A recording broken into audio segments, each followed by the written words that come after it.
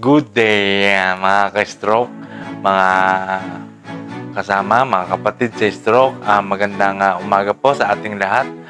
For today's video ay ipapakita ko sa inyo ang mga pangunahing gadgets para sa kamay at saka sa baraso. Ayan. So ipapakita ko po sa inyo ang mga pangunahing gadgets para sa baraso sa pag-exercise. So ito po ay mga affordable. Ayan. So mamaya bago ko pakita sa inyo ay please subscribe muna kung bago ka pa lang po sa akin channel, at huwag niyong kalimutang i-hit ang notification bell para updated tayo sa mga video na lumalaban sa stroke at ang mga impormasyon tungkol dito sa stroke na lumalaban. So let's go.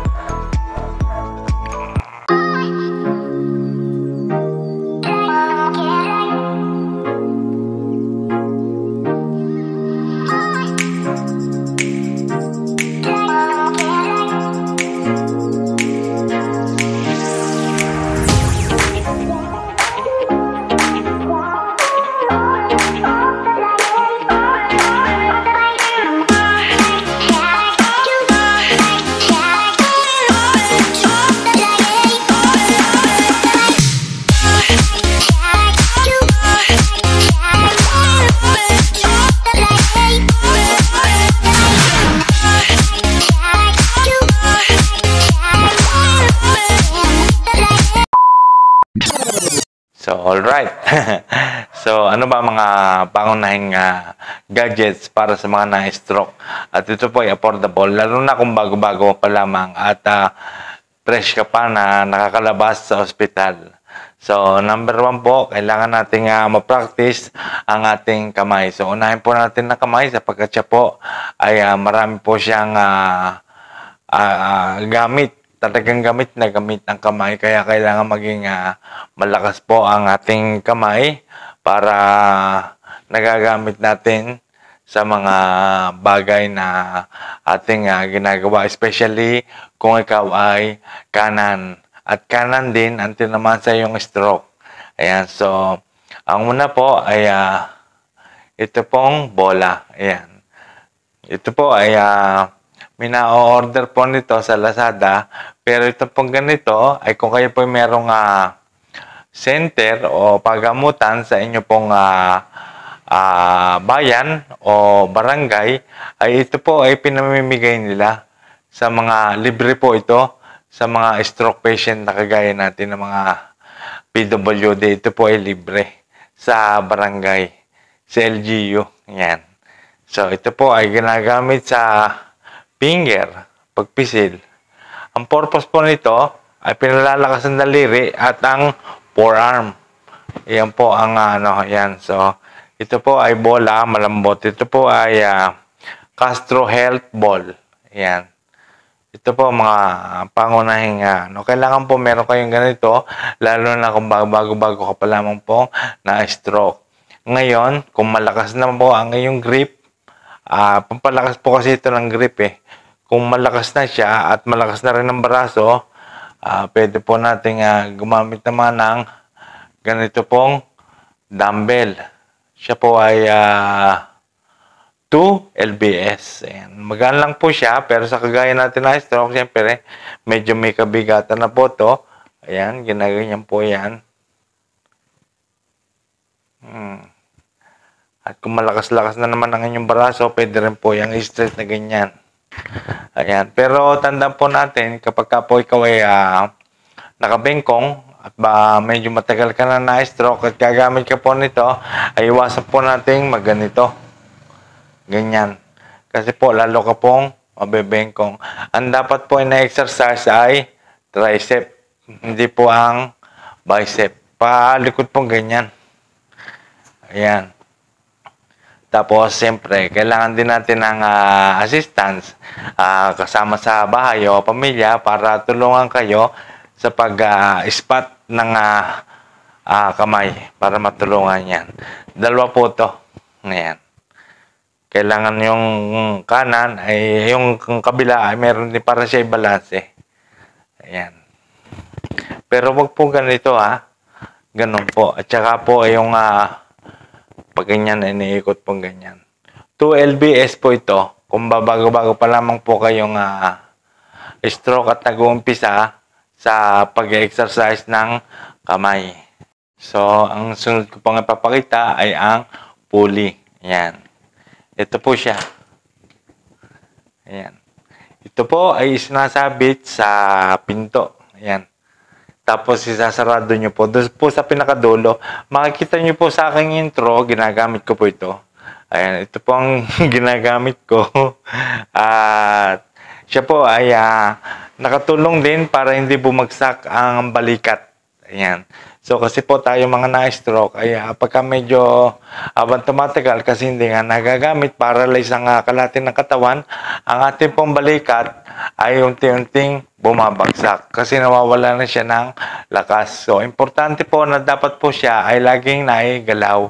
So ito po ang sagot at meron din po siyang gloves na para mai-grip dito sa handle. Ayan. Kung mahina pa ang inyong grip. Pero kung malakas naman, di kahit wala. Ayan. Siya po ay ginaganyan. Ayan. Ang exercise po niya ay dito po sa shoulder. Ayan. Kailangan po kasi dapat siya, lahat po natin naman sa atin ng stroke, ay importante na lagi siyang nagagalaw, naigalaw. Yung, kasi pag na-stuck siya na matagal, ay siya naglalak at nagiging permanente ang kanyang hindi na paggalaw. At unti-unti na siyang lumiliko ng ganyan habang tumatagal. Gumaganyan siya. Ayan. Kagaya nga ng sinabi ko noon, kapag halimbawa mayroon kang aabutin o i-exercise sa paa, ay mapapansin mo, ang kamay mo ay unti-unting lumilikong ganyan. Meron siyang gigil kasi nga siya ay nag-lock. Kasi hindi siya nagagalaw. Importante po talaga na siya ay laging naigalaw para manumbalik yung dati niyang galaw. Ganun po ang technique diyan. Lalong-lalo na yung mga na-stroke na kagagaling lang sa ospital kasi po ay fresh na fresh pa ang kanilang kamay na tinamaan at saka paa na tinamaan ng stroke. So malambot pa yon. Pwede pa po nating agapan agad hanggat maaga pa. Yan. Ito nga po palang pulley ay na-order din sa mga online selling kagaya ng Lazada at ng Shopee.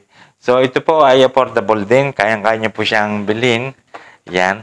So tsaka kasi kailangan malaking may tutulong din. Yan. So sunod na ipapakita ko sa inyo ay itong rubber. Ayan. Ito po ay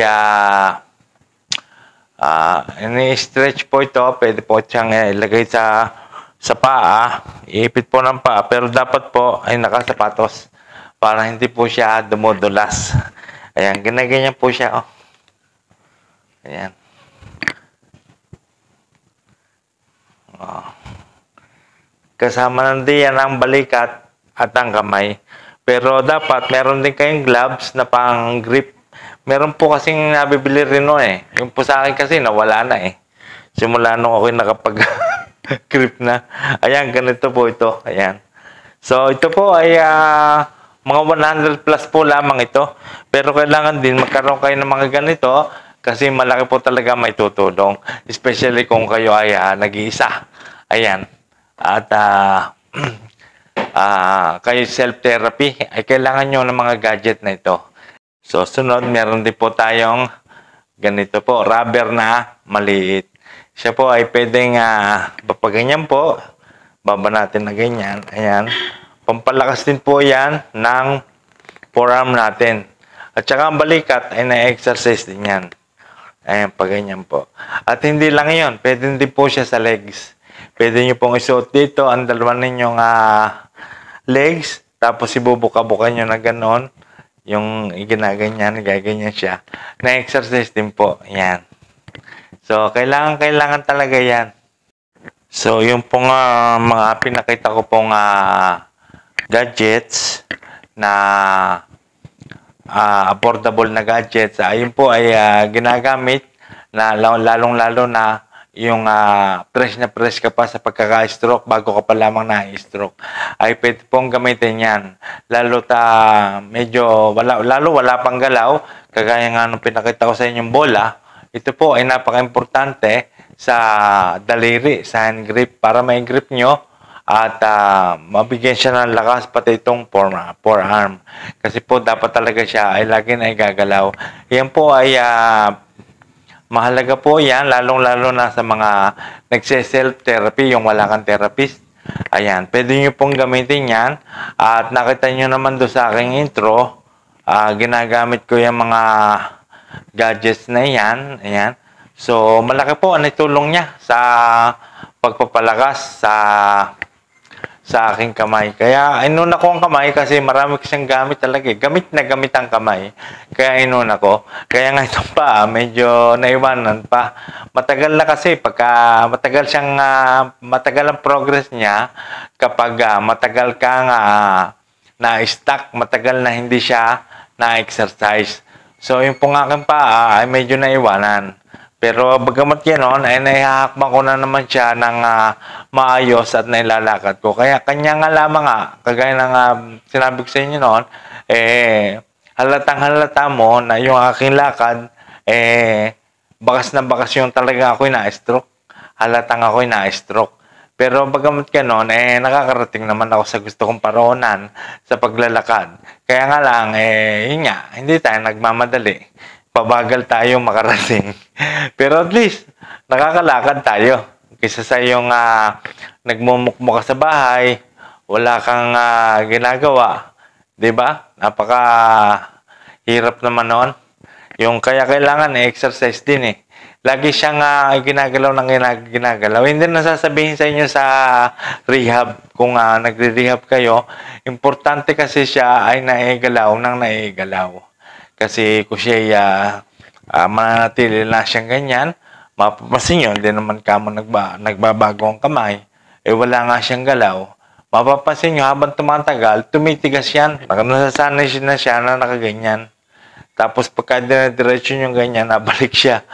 Matigas. Pati daliri ay nakasarado. Kaya dapat lahat ng tinamaan ng stroke ay maigalaw ng maigalaw. Kung paralyzed siya, dapat siya ay na-exercise. Kaya importante ang may exercise. Kaya kailangan ina-exercise yan. Yan po ay natutunan ko rin dati po kasi ako ay nagpa-therapy. 2 beses naman po ako na-therapy. Tapos ako po ay nagpa-therapy doon po sa binilhan ko ng machine. Yun. Libre naman ang therapy roon. Pero hindi rin ako totoong nagtagal doon kasi medyo malayo ang lugar niya. Kaya hindi ko masyado siyang napupuntahan. Ayan. So, kaya nag-self-therapy ako, pinag-aralan ko na yung mga galaw, ang mga proseso ng bawat gagawin na exercise para sa kamay, saka sa at mga daliri. Ayan. So, ako po ay, kagaya na sinabi ko po sa inyo, ako po hindi doktor at ako po hindi professional physical therapist. Ang ako po ay sineshare ko sa inyo ay base sa aking experience. At talaga nangyayari sa akin at talaga naman minaidulot na maganda at unti-unti siyang nakabalik. Pero bagamat yan matagal din ang progress, pero samahan talaga natin ng tiyaga at iba yung paghihintay talaga. Kaya kailangan hindi ka nainip. Yun po ang technique po doon. So, ngayon, pag-usapan naman natin yung kung bakit tayo na-stroke. Kagaya ko, kung bakit ako na-stroke. So, tayo mga na-stroke, kahit sabihin natin na wala naman tayong kasalanan, ginagawa, bakit tayo pa na-stroke, bakit tayo nagkaganito. So, aminin man natin at hindi, tayo ay naging alipin din na mga hindi magagandang gawain. Kagaya sa akin, ako po ay naging alipin ng alak at saka ng sigarilyo. Kaya matagal po ako naninigarilyo at matagal din akong umiinom ng alak. At isa pa ay ako po ay madalas ding magpuyat. At yan po pala ay sumisingil din sa bandang huli. Lalo na pagka umiidad ka na ng 40 pataas. Ayan. Hindi mo mararamdaman. At doon din, tumaas din ang aking sugar. Ayan. So, kaya sumubrang taas ng aking sugar. At yun ang naging cause ng aking pagka-stroke. Nagkaroon po ako ng maintenance sa sugar. At tapos po, ang ginawa ko po ay ito po, hindi ko po dinediretso ang pag-inom. Itinigil ko po siya. Kaya yun po ang isang naging cause ng pagka-stroke ko. At maaaring gawa rin doon sa bakuna ng vaccine. Kaya ako na-trigger. Pero, yun po, kagaya sinabi sa inyo, naging alipin din ako ng mga bisyo, ganyan. Ng mga hindi magagandang gawain na kumbaga sa ano yan, nasasalaula ang ating katawan nang hindi natin nalalaman. Mga masasayang bagay na ginagawa natin, nagpapasaya sa iyo, pero yung pala ay masama rin pag sobra. So, kaya noong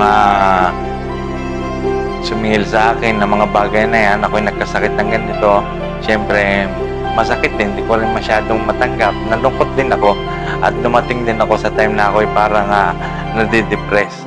Ayun. Pero parang inaisip ko rin talaga, kagaya sinabi ko nga noon, maraming dahilan para maging malungkot ka o sumuko ka na lang.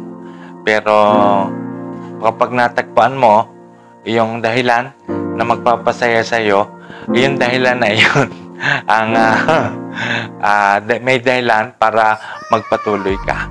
Ayan. So, maraming bagay din akong natutunan sa aking pagkakamali. At yun ay tinanggap ko lahat yun. Importante kasi matanggap mo na nangyari sa iyo. At inisip ko na lamang na kinalabit din ako ng Diyos dahil sumusobra na ako sa kagaya ng mga pag-inom ng alak, na mga hindi magagandang gawain, at saka mga sigarilyo, ay tayo po ay kinalbit na ng Diyos. Ibig sabihin sumusobra na ako Kaya ito, tinanggap ko naman at inisip ko na ito isang pagsubok. Ang akala ko pa nga talagang para ako nahulog sa balon na madilim, na parang hindi na ako makakaahon Parang inisip ko na habang buhay na akong ganito Pero hindi, nakita ko na lumalaban ang aking katawan, at yan nga ay sa pamamagitan din ng exercise. Kailangan may gawin ka rin sa iyong sarili. Ayan, at ako'y humingi ng tulong sa Diyos, at nasa atin din nga ang gawa. Kailangan, nasa sarili mo kasi ang siyang magpapagaling sa iyo. Kailangan matanggap mo kung ano nangyari sa iyo. Yan, kailangan alam mo kung kailan ka mag-uumpisang muli. Kailangan labanan mo, mag-exercise ka. Iyon po talaga sagot exercise para ikaw ay makagalaw. At isa pa, importante din ang makahalo ka nga sa community. Ayan. Para yung hindi ka nahihiya. Ayan. Kasi pag nahihiya ka, nandyan yung parang iniisip mo talong-talo ka Pag lumabas nga, parang iniisip mo, nakatingin sila lahat sa iyo. Siyempre, ikaw naninibago ka kasi nahihiya ka, na-stroke ka, nahihiya kang ipakita na ikaw ay paralisado, pilay, ayan, tapos nabengkong pa ang kamay. Tanggapin mo, na-stroke ka di ba? Pero lumaban lang tayo, laban lang ang laban. At iyan ay talaga may mararating din na maganda. Katulad ko, ako ay naka-recover at ito po ay ako po ay masaya sapagkat nakita ko po na unti-unting lumalaban ang aking katawan, at dahil tinutulungan ko po ang aking sarili. At syempre, katulong din natin ang mga miyembro ng pamilya sa bahay. Ayan. Kung hindi ka nila sinusukuan, dapat mas lalo ikaw huwag kang susuko. Ayan. Kasi unang-una, kailangan ka pa rin nila, di ba? Kahit ba, huwag mong iisipin na ikaw ay parang inutil, may tuturing mong inutil, lumpo. Hindi. Kasi ako matagal ako na bedridden. Ayan. At kukorek ko nga po pala, ako po ay nung na-stroke ay 2021 nga pala. Yung sinabi ko kasi dito sa nakaraang video ay ako ay 2022 na-stroke. Pero ako po ay 2021 at 3 taon na po. Mag-4 na taon na. Ayan. Pero nung ako po ay naka-recover, ay mahigit na pong 1 taon. Ayan, ako po ay matagal na bedridden at nakaupo sa wheelchair. Pero lumaban ako. Oh. Eto ako, ako'y kontento na. Kasi nakakapag-drive ako, nagagawa ko ng lahat ng dati, hindi ako nakakain ako pero kaliwa. Tapos ngayon, bumalik ulit yung aking kanan, nag-automatic na siya na siyang nauna kong maidampot. Ayan. Bumalik nga siya eh. Pero hindi siya 100% na perfect na kagaya ng dati. Hindi kagaya ng pag-grip. Hindi na siya ganun kalakas. Ayun. So, at least, nagagamit mo siya. Di ba? Pati sa paglalakad, medyo pilay pa ako. Napakapangit pa nakakalakad. Pero ako ay nakakalakad na. Masasabi kong ako ay nakakalakad na. But not 100% perfect na kagaya ng dati. At yan din po ating tatandaan. Tayo po mga na-stroke ay tanggapin natin na talagang hindi natin maibabalik yung dating lakas. Ayan. Pero hindi ko naman sinabi na tayo hindi na makakalakad at makakagalaw ng kamay. Makakagalaw kahit kano katagal na na-stroke. Basta matyaga ka lang pala. Wag mong paniniwalaan yung pagka lumampas ka ng 6 months ay ganyan ka na forever. Hindi po. Ako nga magdadalawang taon. Naka-recover ako. At least tanggapin natin na hindi man tayo perfect na nakabalik ng dati, kagaya ng dati, yung lakas. Pero napapakinabangan natin siya. Ako nga nakakapag-drive sa malayo. Nakakapag-ugas ng plato, nakakapag-balis. Diba? Kailangan na lagi kasi nga iniisip ko positive. Inalis ko negativity talaga. Ayan, so laban lang kapatid, laban na laban. At tayo po ay may pag-asa. Yan po ang lagi niyong tatandaan. Itanim niyo sa isip niyo, malaki ang ating pag-asa at laban. Ayan. So laban lang na laban na. At kung nasa bahay ka, ay wag ka magtatagal sa isang pwesto. Galaw-galaw din kapatid. Lagi kang gumalaw. Magpalipat ka sa ibang pwesto, hindi ka lagi naroon sa pwesto na yon, para ikaw ay yung katawan mo ay kumikilos at ang iyong dugo sa atin naman ng stroke ay makapag-circulate na maganda. So yan po ang aking masasabi. Basta lagi tayong laksan natin ang loob. Laban lang. Kailangan maging masaya ka. Ipanatag mo ang iyong loob. Ipanatag mo ang iyong loob na ikaw ay makaka-recover. Hindi magmasasabihin na ikaw ay tatanda na ng ganyan. Hindi. Makaka-recover tayo. Kaya halimbawa ko sa inyo ang sarili ko. Kaya naka-recover po tayo. So maraming salamat. At lagi natin tatandaan tayo mga na-stroke kasi itong isa pang dapat nating isipin. At itanim natin sa ating isip, sa puso at isip. Ayan. Na tayo ay gagaling. Lalakas at titigas. So maraming salamat sa mga nanood at mabuhay po ang lahat na na-stroke na lumalaban. Saludo po ako sa inyo at yung po malalakas ang loob, saludo po ako sa inyo. At ingat din po sa paglalakad. Lagi tayong mag-iingat. Sa mga iba yung pag-iingat. Maraming salamat po and I love you all.